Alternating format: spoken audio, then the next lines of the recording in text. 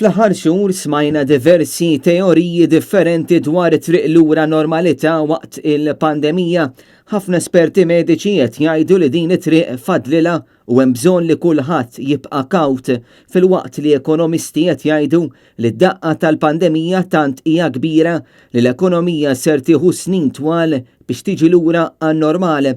Dwar dan tkellmet il-kap eżekuttiv tal-Kamra tal-SMEs Abigail Mamo f'kumment li tat lill-programm Newsroom li se jixxandar it-tlieta filgħaxija. Għandu jkun hemm xi tip ta' normalità. Livell ta' normalità ovvjament ħajkun gradwali.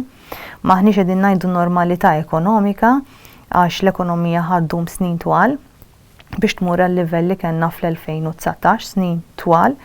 Imma iwa xi darba rridu nibdew din il-bidu trid tkun dis-sena, ma nistgħux nagħmlu write-off oħra dis-sena, l-business ħajkollassa ħafna minnu jekk nagħmlu write-off. Tal-istess ħsieb il-Ministru tal-Finanzi Clyde Caruana li fl-aħħar ġimgħat waqt Business Breakfast saħaq li d-daqqa tal-pandemija se tkun 6 darbiet akbar mir-reċessjoni tal-2008.